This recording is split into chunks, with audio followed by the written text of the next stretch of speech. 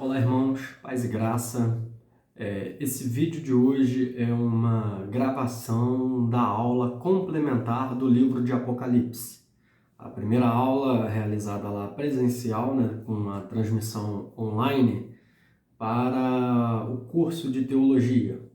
E eu prometi aos irmãos que eu faria uma aula complementar, visto que o assunto, né, o livro do Apocalipse é muito ampla, a abordagem, e que para que a gente tenha um melhor entendimento, eu vou aqui começar a partir da abordagem que eu vinha fazendo, né, em relação do capítulo 1 até o capítulo 22 de Apocalipse.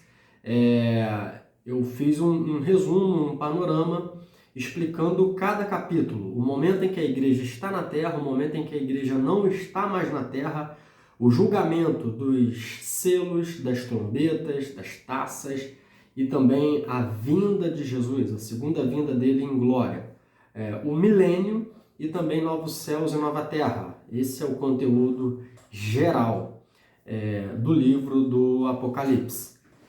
Então o capítulo 1 fala a respeito das coisas que João ele viu, a apresentação de Jesus Cristo glorificado como sacerdote e juiz. O capítulo 2 e o capítulo 3 fala das coisas que existiam naquela época, que é as igrejas.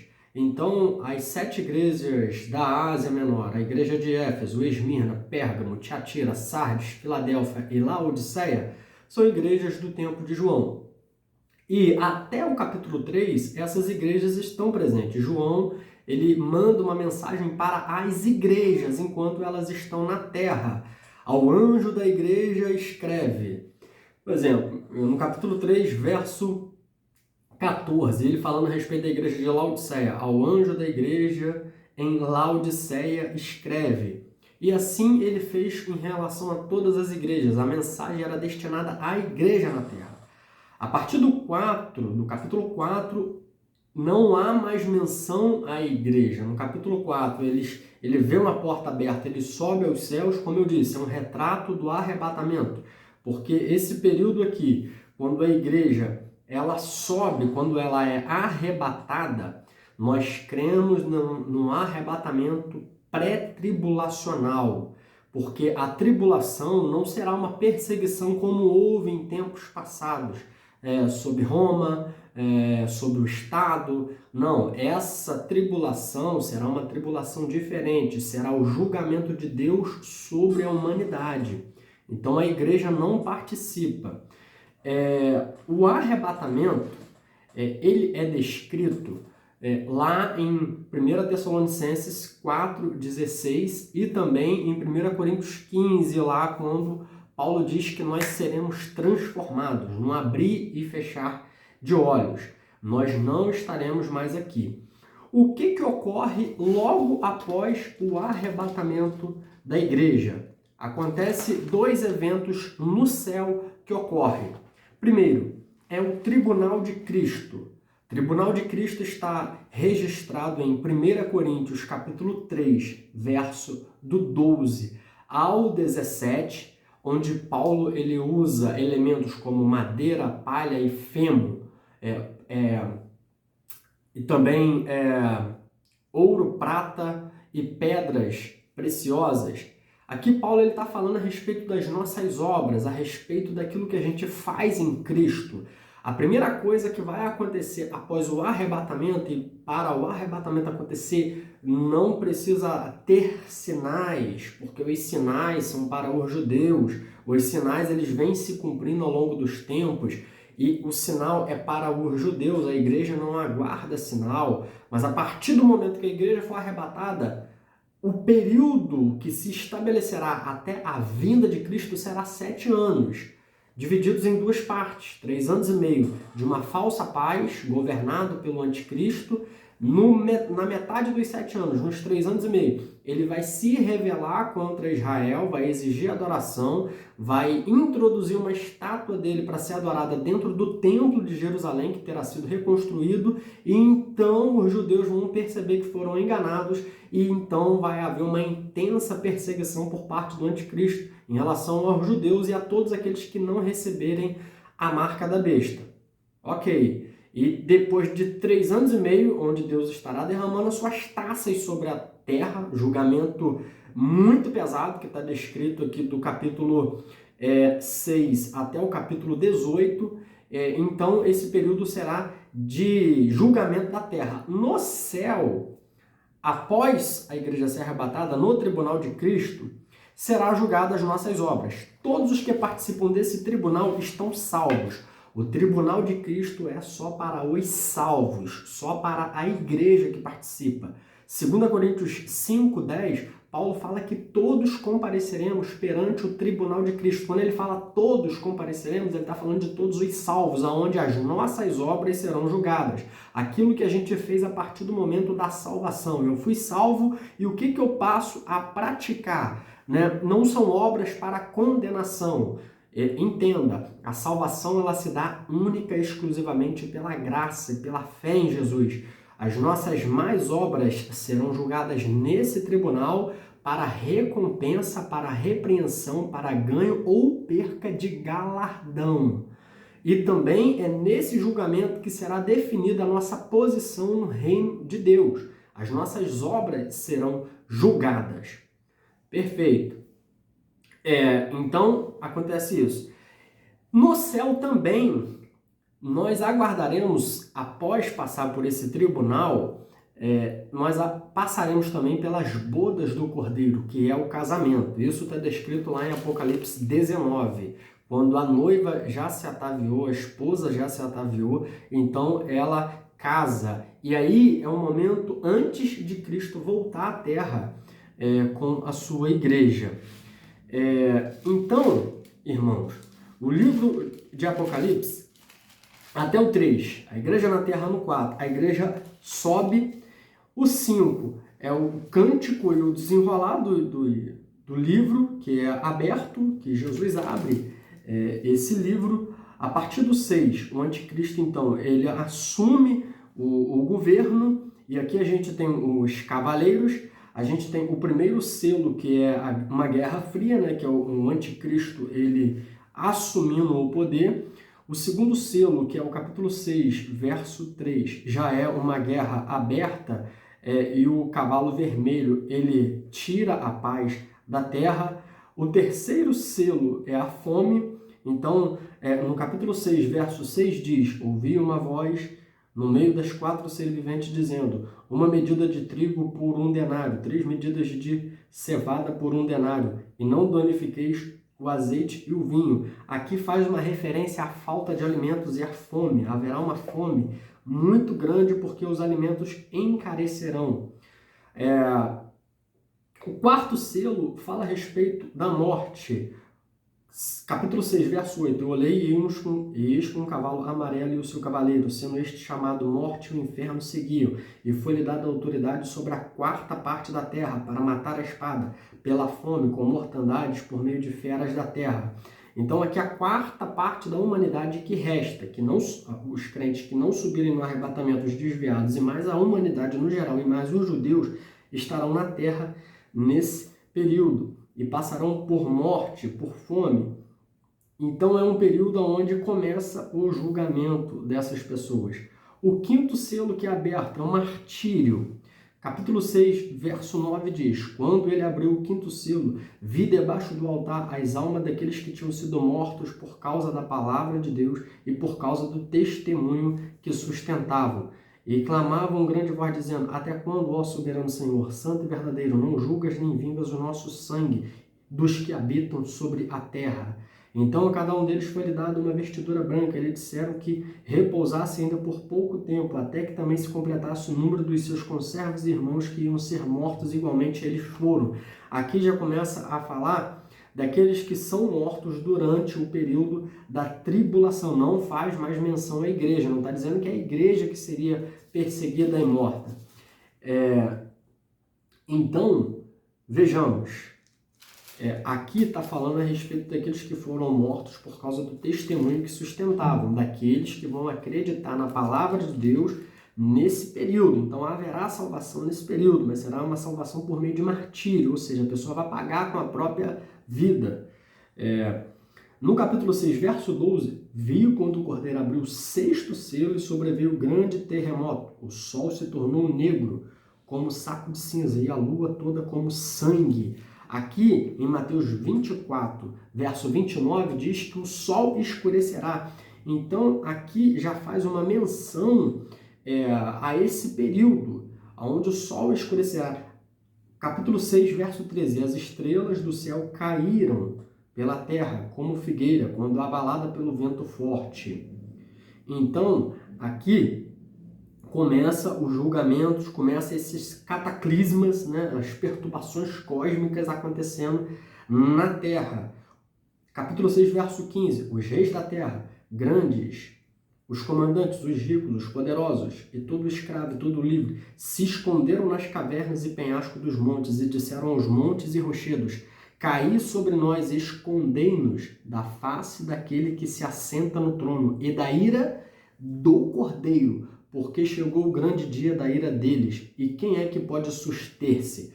Aqui, os próprios homens, os poderosos e os escravos, a humanidade no geral, eles tentam se esconder da ira do Cordeiro. A ira do Cordeiro será derramada sobre a terra para julgar os homens. Então a igreja não tá, a igreja ela é esposa do Cordeiro, ela não está debaixo da ira do Cordeiro. Só que no capítulo 7 a gente vê os 144 mil judeus, 12 de cada tribo, que serão selados para pregar o evangelho nesse período. E olha que interessante, capítulo 7, versículo 9: depois destas coisas vi, e eis que uma grande multidão que ninguém podia enumerar, e todas as nações, tribos, povos, línguas, em pé diante do trono e diante do Cordeiro, vestido de vestiduras brancas, com palma nas mãos, e clamavam com grande voz, dizendo: ao nosso Deus, que está sentado no trono, e ao Cordeiro pertence a salvação. Todos os anjos estavam de pé rodeando o trono, os anciãos, os 4 seres viventes, e ante ao trono se prostraram sobre os seus rostos e adoraram a Deus, dizendo: amém, o louvor e glória, a sabedoria e as ações de graça, a honra e o poder e a força sejam ao nosso Deus pelos séculos dos séculos.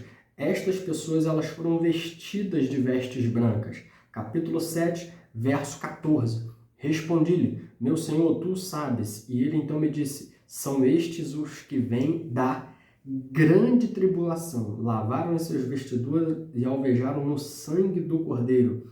Razão porque se acham diante do trono de Deus e servem de dia e de noite. Jamais terão fome e nunca mais terão sede, e não cairá sobre eles o sol e nem ardor algum, pois o Cordeiro se encontra no meio deles e apacentará, e Deus lhes enxugará dos olhos toda a lágrima. Por que está dizendo aqui que não terão mais fome, sede, nem será ardido o calor? Porque nesse período aqui eles vão passar fome, porque não vão poder comprar, não vão poder se alimentar, vão ter que fugir. E o texto diz, eles vêm da grande tribulação. Então é uma multidão de pessoas que estão na terra, crentes desviados, aqueles que conhecem a palavra, mas não aceitam, vivem uma vida de qualquer maneira. Então não faz parte aqui da igreja, mas serão pessoas que serão salvas, serão gentios, serão pessoas do mundo inteiro. Capítulo 8, abertura do 7º selo. Quando ele abre esse selo, há terremotos, trovões, e também a primeira trombeta é tocada e a terra é ferida. Capítulo 8, verso 7. O primeiro anjo tocou a trombeta e houve saraiva e fogo misturado com sangue, e foram atirados sobre a terra. Então foi queimada a terça parte da terra, as árvores e também toda a erva verde.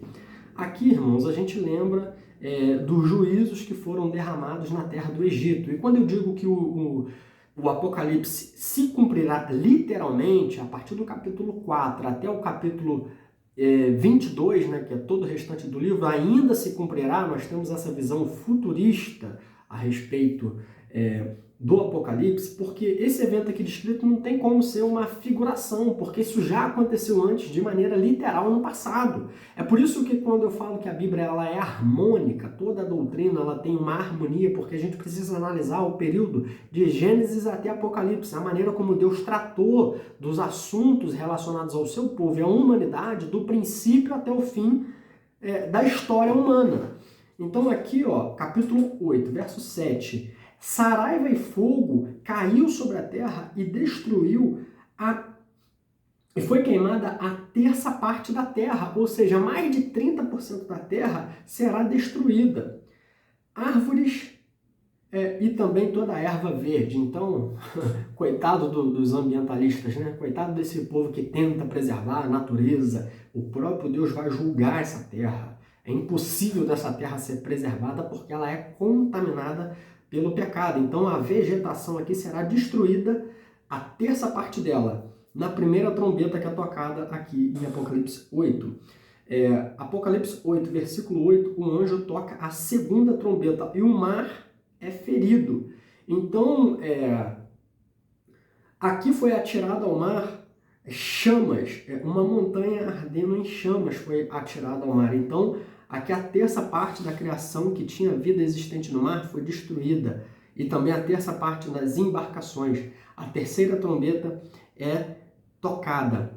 E as fontes são feridas. Aqui está falando das fontes, das nascentes de águas. No versículo 12, a quarta trombeta, os céus são feridos para que escureça, para que não brilhe. Então aqui está o desenrolar das trombetas. No capítulo 9 é tocada a quinta trombeta, os homens são feridos. E aqui no capítulo 9 existe a descrição que a chave do abismo, a porta do abismo é aberta e sai, no capítulo 9 aqui do abismo, seres para atormentar os homens. E eles não podem causar dano à erva, causar dano às árvores, mas somente aos homens que não têm o selo de Deus nas suas frontes. Foi-lhe dado que atormentasse, que não matasse, mas que atormentasse durante 5 meses. E eles têm um aspecto de escorpião. Capítulo 9, verso 6. Olha o que vai acontecer com esses homens, irmãos, que não servem a Deus durante o período da grande tribulação. Aqui ainda, na verdade, na tribulação, aqui ainda não é nem a grande tribulação. Capítulo 9, verso 6. Naqueles dias, os homens buscarão a morte e não acharão. Também terão ardente desejo de morrer, mas a morte fugirá deles. Eles serão atormentados, desejarão morrer e não poderão. É a quinta trombeta sendo tocada. A sexta trombeta é tocada a partir do versículo 13, do capítulo 9 ainda. E muitas pessoas morrem aqui. E aí eu disse na aula, vou repetir aqui, no capítulo 9, verso 20, diz que os homens que não foram mortos por esses flagelos não se arrependeram das suas más obras. Ou seja, eles não se arrependeram dos seus assassinatos, das suas feitiçarias. Aqui no versículo 21, a feitiçaria ela está ligada a rituais de uso de drogas. Então, o uso de drogas será uma constante, será algo que vai crescer muito. A defesa pela liberação, pelo uso de drogas vai crescer muito aqui. Nesse período que a gente já está vivendo, vai se intensificar durante a grande tribulação. Ok. Capítulo 10. Capítulo 10, aqui a gente tem o livro. A gente vê um anjo forte descendo do céu, envolto em nuvem, e aqui ele tem na mão um livrinho aberto. E quando ele abre esse livro, aqui está em segredo algumas coisas que estão para acontecer, que são os mistérios de Deus. Capítulo 10, verso 8. A voz que eu ouvi vinda do céu estava de novo falando comigo e dizendo: vai e toma o livro que se acha aberto na mão do anjo em pé sobre o mar e sobre a terra. Fui, pois, ao anjo dizendo-lhe que me desse o livrinho. Então ele disse: toma, devora, certamente será amargo o teu estômago, mas na tua boca doce como mel. E ele tomou o livro da mão do anjo e devorei, e na minha boca era doce como mel. Quando, porém, comi, meu estômago ficou amargo. E então me disseram: é necessário que ainda profetizes a respeito de muitos povos, nações, línguas e reis. A verdade do Evangelho, ela é doce como mel para os salvos, mas é amarga e dolorosa para os perdidos. Jesus, ele é um cordeiro dócil, manso, para quem o aceita, mas ele é um leão, justo juiz, julgador para aqueles que o rejeitam. E essa é a mensagem do Evangelho. Ela é doce para os salvos, amarga para os perdidos. No capítulo 11, aparece aqui as duas testemunhas. E foi-me dado um caniço, semelhante a uma vara. Também me foi-me dado, dispõe-te a medir o santuário de Deus, o seu lugar e os que nele adoram. Esse santuário aqui é um santuário que vai ter sido reconstruído já no período da tribulação pelo anticristo. O anticristo aparece lá no capítulo 6, né? Eu falei isso em aula. No capítulo 6, o anticristo ele vem com um cavalo branco, com um arco, ele aparece. Só que nesse primeiro momento ele vem para pacificar o Oriente, lá o conflito entre árabes e judeus, oferecer proteção a Jerusalém e também apoio para a reconstrução do templo, para então reiniciar o processo ritual de adoração. E aqui, no capítulo 11, aparece aqui a ordem para que ele medisse o templo, o santuário e o altar. Mas deixa a parte do átrio exterior do santuário não meças, porque ele foi dado aos gentios. Por 42 meses calçarão os pés a cidade santa. Ou seja, 42 meses é um período de 3 anos e meio. Capítulo 11, verso 3. Darei às minhas duas testemunhas que profetizem por 1260 dias, vestidas de pano de saco. 1260 dias, também equivale a 3 anos e meio, referente ao período ministerial das duas testemunhas, ou seja, os primeiros 3 anos e meio da tribulação, essas testemunhas, elas testemunharão com pano de saco. Pano de saco aqui faz uma alusão à humilhação, chamando o povo para o arrependimento. São estas duas oliveiras e os dois candeeiros que se acham em pé diante do Senhor da terra. Então aqui, capítulo 11, verso 4, diz que são as duas oliveiras e os dois candeeiros que se acham em pé. Então aqui está falando no tempo presente. Eles profetizarão lá no futuro, mas nesse momento estão em pé diante do Senhor. Beleza. E naquele período, se alguém pretende causar-lhes dano, sai fogo das suas bocas e devora os inimigos. Sim, se alguém pretender lhe causar dano, certamente deve morrer. Elas têm autoridade para fechar o céu, para que não chova durante os dias que profetizarem. Têm autoridade também sobre as águas, para convertê-las em sangue, bem como para ferir a terra com toda a sorte de flagelo, quantas vezes quiserem. Alguns pensam que aqui tem o poder para fechar o céu, faz uma referência direta a Elias, que Elias orou e não choveu durante 3 anos.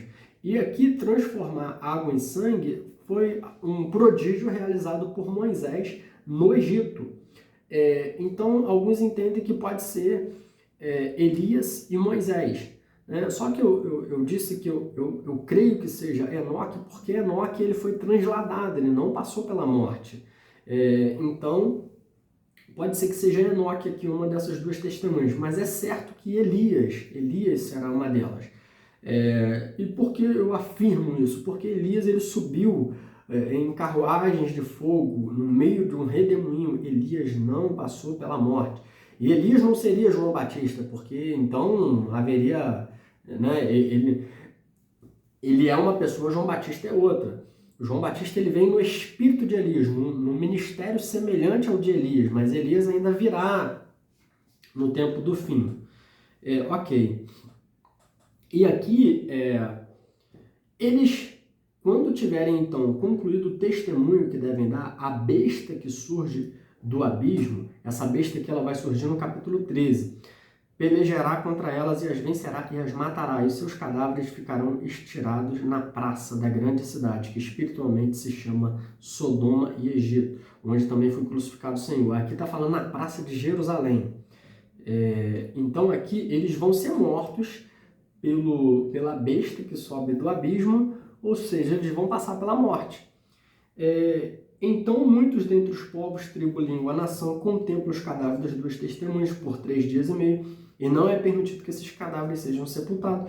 Os habitantes sobre a terra se alegram por causa deles, realizarão festas e enviarão presentes uns aos outros, porquanto esses 2 profetas atormentaram aos que moram sobre a terra. Veja, irmãos, veja, capítulo 11, verso 10 de Apocalipse, eles farão um Natal satânico. Eles vão comemorar a morte dessas 2 testemunhas que profetizam, e a profecia deles atormentam os moradores da terra. Veja, a mensagem do Evangelho, ela atormenta aqueles que não aceitam. A mensagem do Evangelho, a mensagem profética, a mensagem de julgamento, a mensagem que fala para o povo se arrepender, porque Deus vai punir aqueles que não se arrependerem dos seus pecados. Isso é um tormento. E no fim dos tempos, as pessoas serão atormentadas e não darão crédito à sã doutrina. É esse o retrato do fim dos tempos. E aqui, no versículo 10, eles vão enviar presentes uns para os outros. Eles vão comemorar a morte dessas 2 testemunhas, que são profetas de Deus clamando para o povo se arrepender. Veja bem, o mundo, esse sistema mau, as pessoas que vivem os prazeres terrenos e que estão em rebelião contra Deus, eles veem na mensagem do Evangelho, nos profetas, uma mensagem de tormento. Ok, capítulo 11 ainda, verso 11. Mas depois de 3 dias e meio, um espírito de vida vindo da parte de Deus nele penetrou, e se ergueram sobre os seus pés, e aqueles que os viram sobreveio grande medo, e as 2 testemunhas ouviram grande voz do céu, dizendo: sobe para cá. E subiram ao céu na nuvem, e os seus inimigos não o contemplaram. Veja que interessante, irmãos, eles são ressuscitados na terra e sobem para o céu. É a mesma mensagem que João ouve no capítulo 4, sobe para cá. Então isso faz retrato ao arrebatamento. Veja como que a Bíblia é maravilhosa, irmão. E após isso, a 7ª trombeta, ela é tocada, ainda no capítulo 11. Capítulo 12, a guerra no céu. E aqui houve a guerra, eu também citei essa guerra. Satanás ele é expulso do céu, então agora ele desce à terra, e no capítulo 13 ele emerge, vi do mar emergir uma besta que tinha 10 chifres e 7 cabeças, e sobre os chifres 10 diademas, e sobre as cabeças nome de blasfêmia. Aqui é descrito, né, o leopardo, leão, e o dragão lhe deu o poder do seu trono e autoridade. Então vi uma de suas cabeças golpeada como de morte, mas essa ferida mortal foi curada. E toda a terra se maravilhou seguindo a besta. Indica aqui que o anticristo, essa besta que surge do mar, ela vai ter uma ferida mortal, é como se ela tivesse sido morta, ou por algum atentado, de alguma forma, e ela vai ser morta e ela vai ressuscitar, tentando imitar aqui a crucificação e a ressurreição de Cristo. Ela vai tentar imitar. E a partir desse momento, desse grande evento, ela vai passar a ser adorada.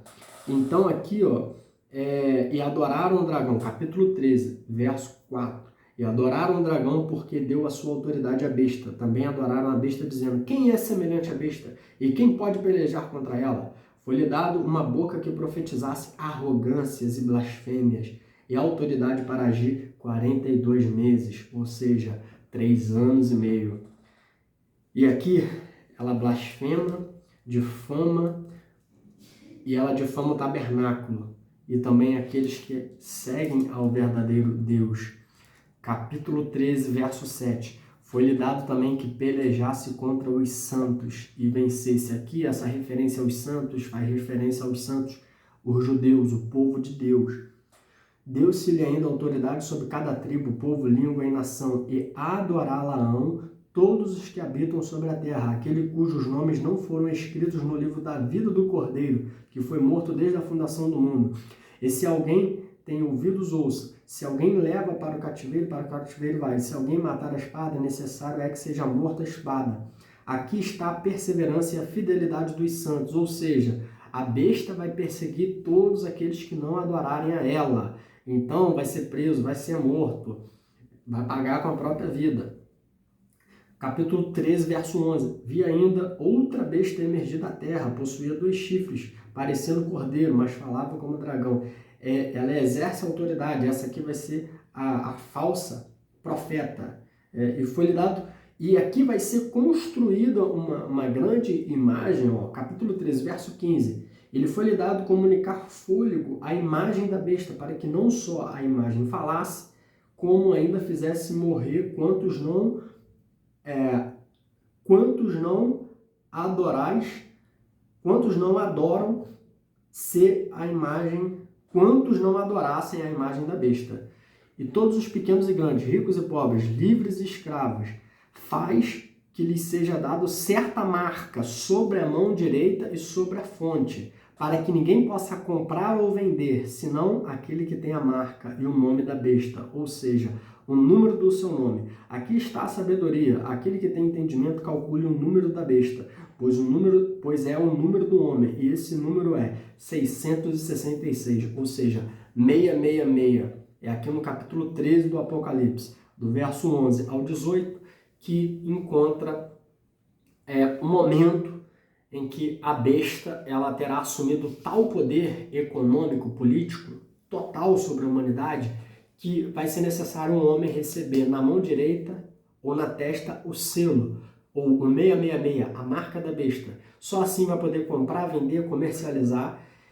E quem não tiver vai ter que viver clandestinamente, fugindo. Esse vai ser o período da grande tribulação. Capítulo 14 do Apocalipse. Olhei e eis o cordeiro em pé diante do monte Sião, e com ele 144.000, tendo nas frontes escrito o seu nome e o nome do seu pai. Esses 144.000, eles vão receber também na testa, aqui na fronte, o nome do Pai de Cristo. Então, eles serão pessoas seladas para proclamar as boas novas. Entoavam um novo cântico. Aqui diz, no capítulo 14, verso 4, são estes os que não se macularam com mulheres, porque são castos. São eles seguidores do Cordeiro, por onde quer que vá. São os que foram redimidos dentre os homens, primícias para Deus e para o Cordeiro. E não se achou mentira na sua boca e não tem mácula. Esses homens, então, eles são selados para testemunhar durante esse grande período. E como eu disse, eles não vão sofrer danos porque eles estarão selados e Deus os protegerá. Mas esse povo aqui não é a igreja não está mais aqui. Esse aqui são os 144.000, 12 mil de cada tribo, faz menção à totalidade do povo de Deus, de Israel. E eles aqui, eles são pessoas que são separadas, santas, não se casaram, por isso o texto diz, não se macularam com mulheres. Não é que a relação sexual seja algo impuro, né? Mas essas pessoas aqui, elas foram consagradas para essa missão especial. Ok, capítulo 14, verso 6. Vi outro anjo voando pelo meio do céu, tendo um evangelho eterno para pregar aos que se assentam sobre a terra, e a cada tribo, língua e povo, dizendo em grande voz: temei a Deus e dai-lhe glória, pois é chegada a hora do seu juízo, e adorai aquele que fez os céus e a terra, o mar e as fontes das águas. Seguiu-se outro anjo ao segundo, dizendo: caiu grande Babilônia, que tem dado de beber a todas as nações o vinho da fúria da sua prostituição. Esse evangelho eterno, veja bem, é um anjo voando, pregando o evangelho no meio da tribulação, dizendo que é necessário dar glória ao Criador, porque é chegada a hora do seu juízo. Nós estamos no capítulo 14 aqui do livro do Apocalipse, então a gente já está na grande tribulação. O anticristo ele já se revelou. Capítulo 14, verso 9. Seguiu-se a estes outro anjo, o terceiro, dizendo em grande voz: se alguém adora a besta e a sua imagem e recebe a sua marca na fronte ou na mão, também esse beberá do vinho da cólera de Deus, preparado sem mistura o cálice da sua ira, e será atormentado com fogo e enxofre diante dos santos anjos e na presença do Cordeiro. A fumaça do seu tormento sobe pelos séculos dos séculos, e não tem descanso algum, nem de dia nem de noite, os adoradores da besta e da sua imagem, e quem quer que receba a marca do seu nome. Aqui está a perseverança dos santos, os que guardam os mandamentos de Deus e a fé em Jesus. Por isso que no meio da grande tribulação, irmão, vai ser um período muito difícil. E a pessoa não vai poder receber essas marcas, mas nós que somos crentes em Jesus, nós não precisamos nos preocupar com este momento, porque nós não estaremos aqui. Mas a pregação disso é importante, porque aqueles que ficarem na terra, que não subirem no arrebatamento, eles vão precisar tomar conhecimento dessa palavra, para não aceitarem a marca. Então ouvi uma voz do céu dizendo, capítulo 14, verso 13, então ouvi uma voz do céu dizendo, escreve, bem-aventurado os mortos, desde agora que morreram no Senhor, sim, diz o Espírito, para que descanse de suas fadigas, pois suas obras os acompanharão. As suas obras os acompanharão. Eles pagarão com a própria vida, desde que morram no Senhor durante esse período. Capítulo 15 do Apocalipse é de tirar o fôlego, porque aqui, no capítulo 15, vou ler e já explico. Capítulo 15 do Apocalipse. Vi no céu outro grande sinal e admirável, 7 anjos, tendo os 7 últimos flagelos, pois com estes se consumou a cólera de Deus. Vi como um mar de vidro mesclado e fogo, e os vencedores da besta e da sua imagem, o número do seu nome, que se achavam em pé no mar de vidro, tendo harpas de Deus, e entoavam o cântico de Moisés, servo de Deus, e o cântico do Cordeiro. Aqui, quando faz menção ao cântico de Moisés, Moisés está fazendo uma relação ao povo judeu, aos hebreus que têm Moisés como um grande líder, e também o cântico do Cordeiro, aqueles que têm Jesus como seu grande líder e salvador. Grande e admiráveis são as suas obras. Então aqui a gente tem o cântico no capítulo 11, no capítulo 15 do Apocalipse. E a partir do 16, irmãos, do 16 até... Em todo o capítulo 16 aqui, é a pior parte da grande tribulação, está aqui no capítulo 16 do livro de Apocalipse. Ouvi, vinda do santuário, uma grande voz dizendo aos 7 anjos, ide, e derramai pela terra as 7 taças da cólera de Deus. As 7 taças da cólera de Deus é o julgamento mais pesado que os homens. Capítulo 16, verso 2. Saiu, pois, o primeiro anjo, derramou a sua taça pela terra, e os homens portadores da marca da besta e adoradores de sua imagem sobrevieram úlceras malignas e perniciosas. Essas pessoas vão ser feridas com úlceras e pestes. Versículo 3, capítulo 16. Derramou o segundo a taça no mar, e este se tornou sangue como que de morto. Morreu todo ser vivente que há no mar. A segunda taça é derramada e todo ser vivente no mar morre. Não tem como isso aqui ser figurado. O mar vermelho se transformou em sangue. Todas as coisas que aconteceram no passado foi para mostrar as coisas que haveriam de acontecer no futuro. Então, isso aqui, irmãos, é real. Capítulo 16, verso 4. Derramou o terceiro a sua taça nos rios e nas fontes d'águas e se tornaram sangue. As nascentes de água se tornarão em sangue. E olha o motivo disto acontecer. Versículo 5. Então ouvi o anjo das águas dizendo, tu és justo, tu que és e que eras, santo, por julgaste estas coisas, porquanto derramaram sangue dos santos e dos profetas, e também sangue lhe tens dado a beber. São dignos disso. Ele está dizendo aqui, o Senhor está transformando as fontes de água, a nascente. Imagina, a pessoa vai beber água, vai beber sangue. É porque eles são responsáveis pelas mortes dos profetas, pelas mortes dos santos. Então, eles são dignos de beber sangue. E está dizendo aqui que Deus é verdadeiro, que é justo, né? Que o juízo de Deus são verdadeiros e justos. A quarta taça, capítulo 16, verso 8. O quarto anjo derramou a sua taça sobre o sol, e foi dado queimar os homens com fogo. Os homens vão ser queimados com fogo que vem do sol, intenso calor, e eles vão blasfemar o nome de Deus.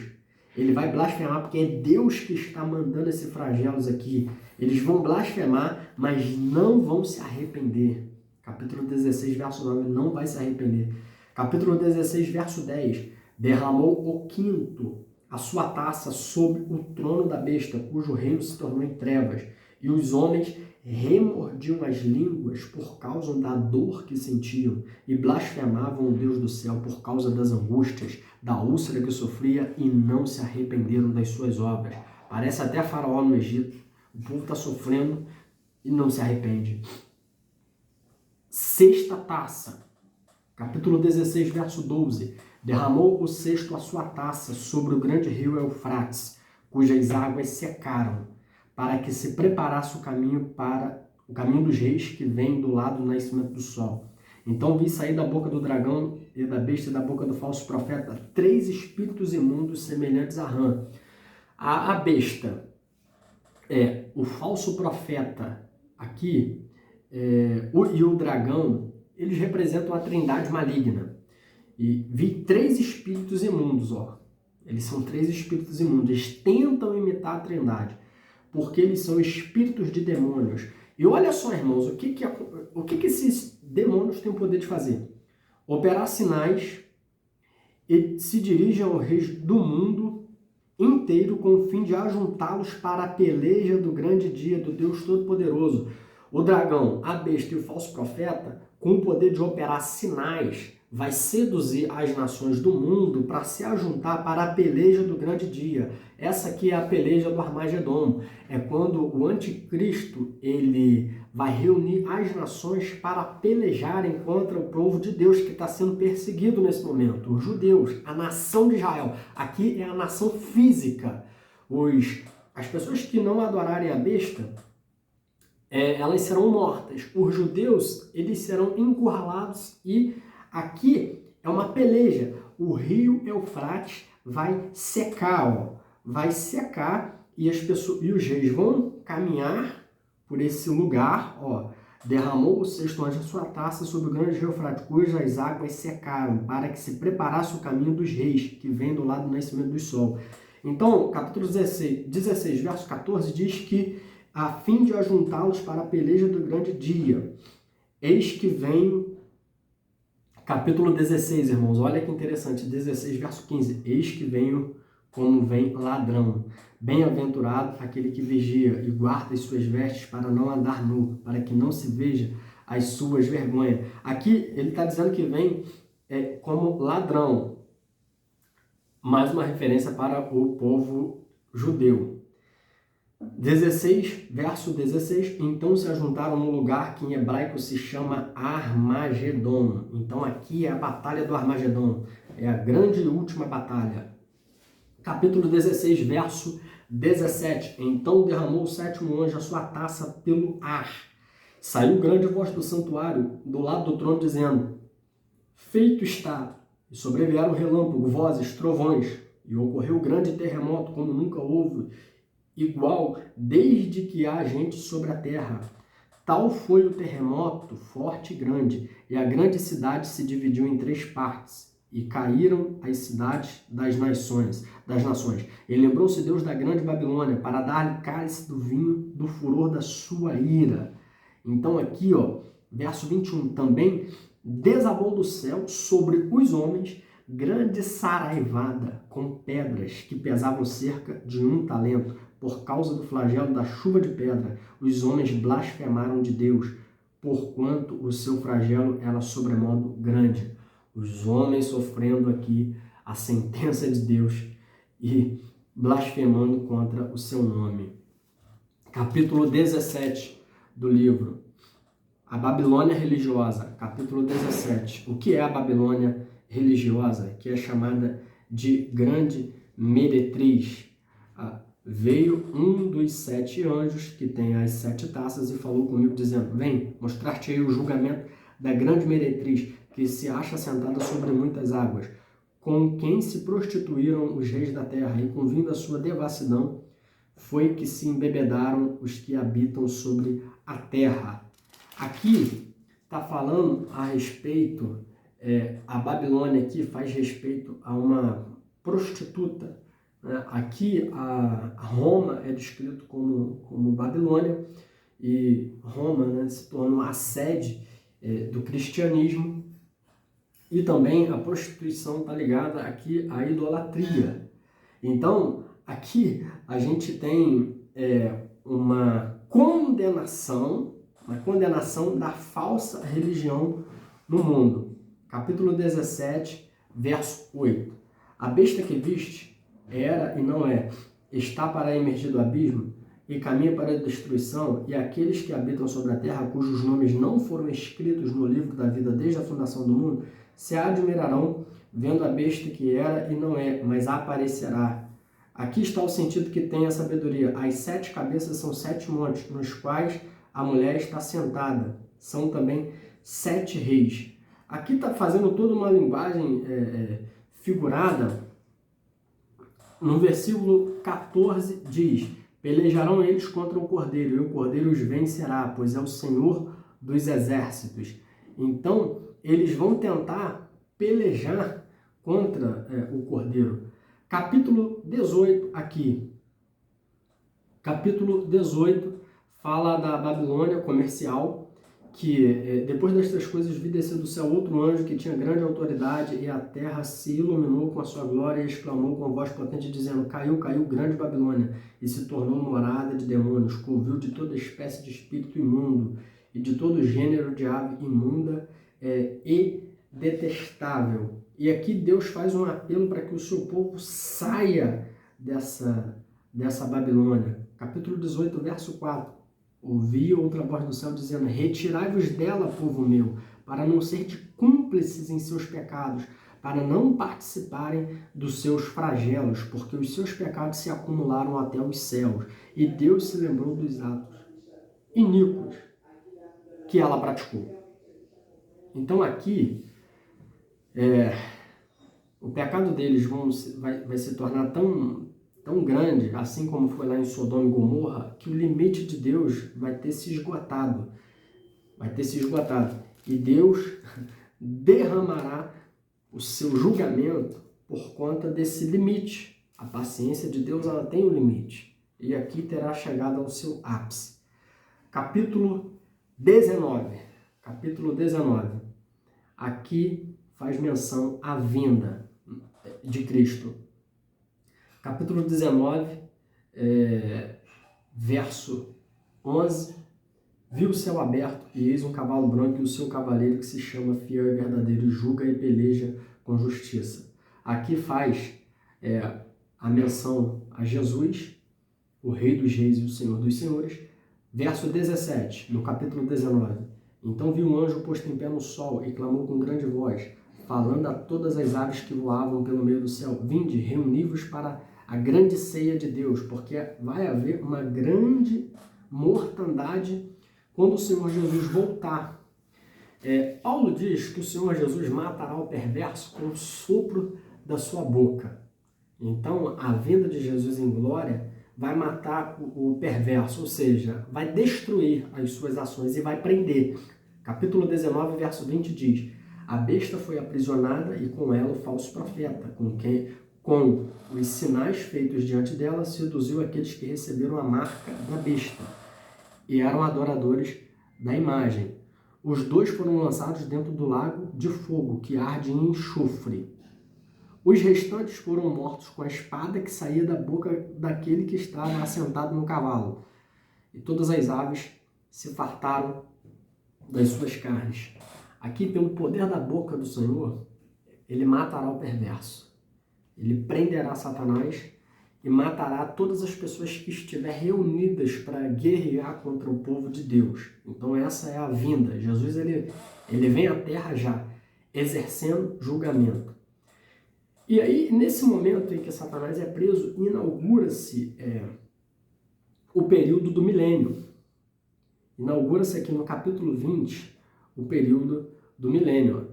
Então vi descer do céu um anjo, que tinha na mão a chave do abismo e uma grande corrente, e ele segurou o dragão, a antiga serpente, que é o diabo, Satanás, e prendeu por 1000 anos. E lançou no abismo e fechou, e pôs selo sobre ele, para que não mais enganasse as nações até que se completassem 1000 anos. Depois disso é necessário que ele seja solto por um pouco de tempo.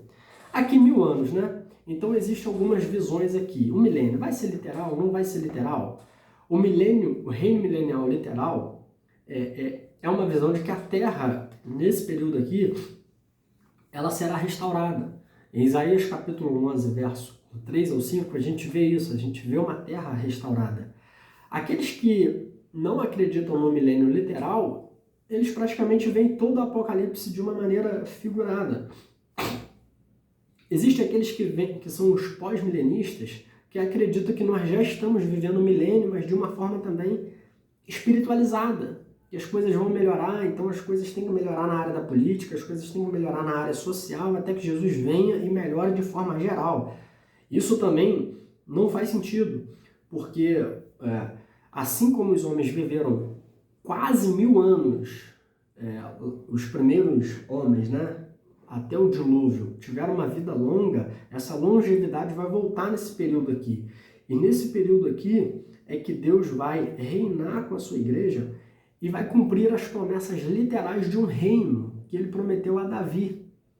E ele disse que o seu reino seria estabelecido. Os judeus aguardam esse reino, que é o reino milenial, é o reino onde Jesus vai reinar pessoalmente durante o período de 1000 anos.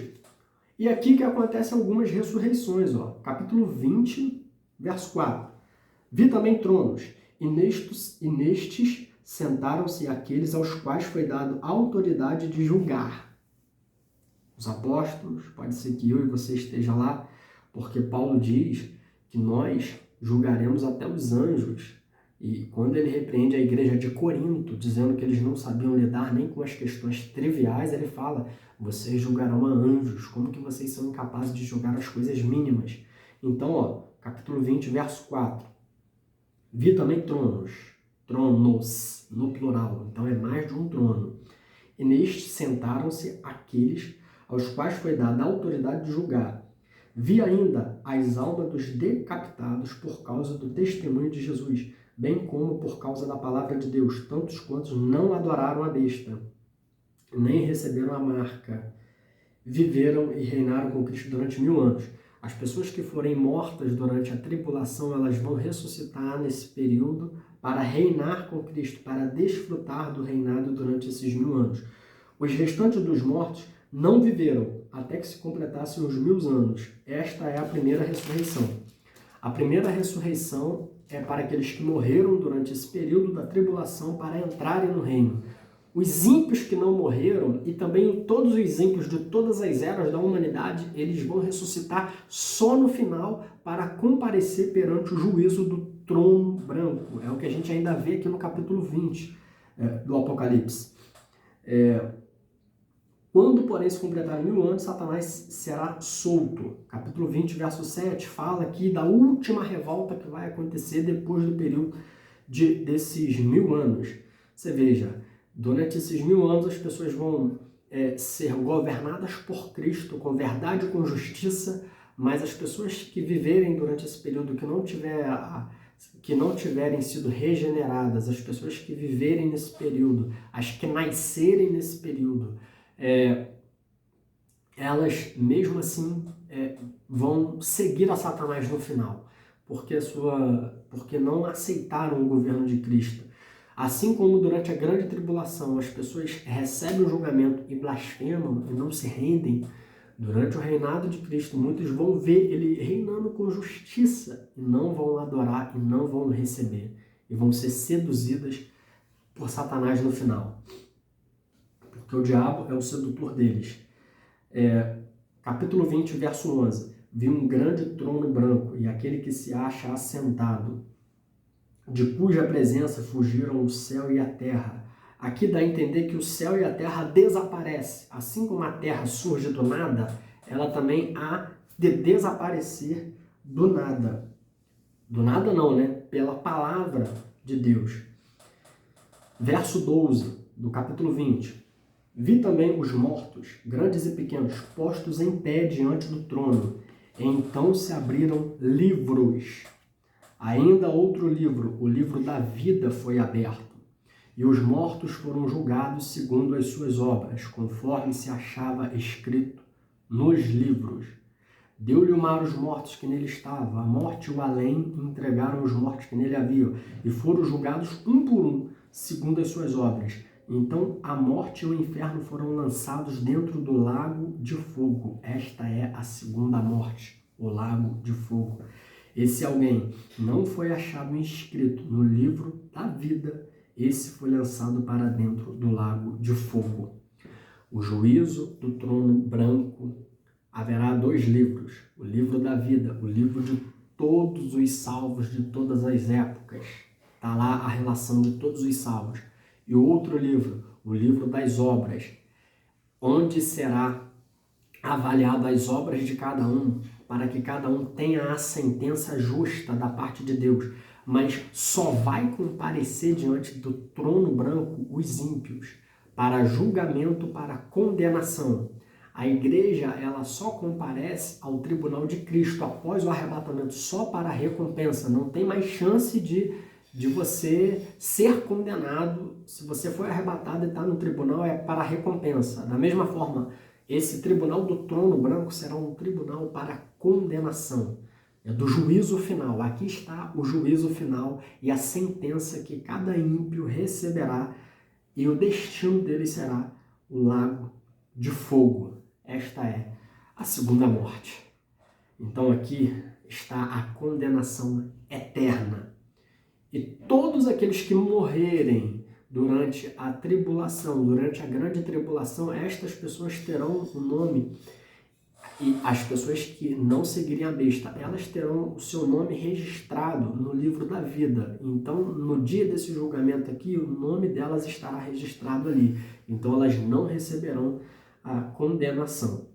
Então, aqui no capítulo 20, acontece o milênio, acontece a prisão de Satanás, acontece a última revolta e acontece a ressurreição para o trono branco, para a condenação. E no capítulo 21, novos céus e nova terra.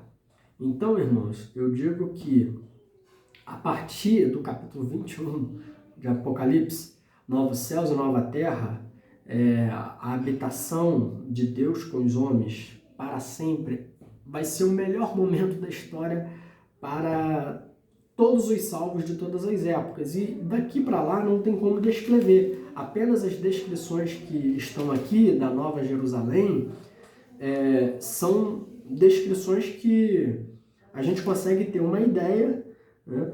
A cidade santa, não haverá mais sol, o sol é o próprio Deus, né? É o próprio Deus que alumia a cidade.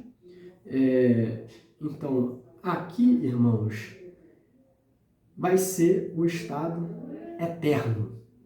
Então, daqui para lá, como eu disse, né, é só a gente estando lá para saber. Mas se cumprirá no final. Aqui será o estado eterno de todos os salvos, de todas as eras que estarão com Cristo para sempre. Aqui está o cumprimento da vida eterna. Haverá o julgamento do trono branco que colocará todos os ímpios de todas as épocas no lago de fogo, uma morte eterna, a perdição eterna, junto com o diabo e seus anjos. E aqui dos novos céus e a nova terra será o estado eterno dos salvos. Então, que a gente possa aguardar ansioso pela vida eterna. O Apocalipse, ele se cumprirá literalmente. É dessa forma que nós acreditamos. A igreja ela é retirada antes da grande tribulação. O mundo vai sofrer todos esses tormentos e julgamentos descritos aqui no livro, mas a igreja aguarda uma promessa maravilhosa. E ainda que a gente tivesse que passar por esse período, nós aguardamos uma promessa maravilhosa. Que Deus possa te abençoar, te guardar e gerar em você esse desejo de estar com Ele. Porque, irmãos, a salvação é algo simples. É simples de aceitar. A salvação não é algo complexo. A salvação é simples. É como um convite na fachada de um portão de uma casa. Os procedimentos são humanamente possíveis de se praticar. Aceitar Jesus pela fé, seguir os seus princípios. Mas entender a profundidade do conteúdo bíblico ensinado a respeito do que nos aguarda é como entrar pelos cômodos da casa e já começar a vislumbrar cada detalhe. Para quem gosta de automóvel, né? O destino é a salvação. Crer, se arrepender, você está no automóvel que está indo para o céu. Mas conhecer os mistérios revelados de Deus é andar no carro mais sofisticado do mundo, com som ambiente, GPS, piloto automático, painel de LED, com todos os detalhes de óleo, combustível, temperatura do motor. Assim é conhecer o livro do Apocalipse. Nós somos salvos, mas nós estamos tendo acesso a cada detalhe daquilo que nos aguarda. E isso é maravilhoso. Que Deus possa te abençoar e te guardar. Em nome de Jesus. Até a próxima.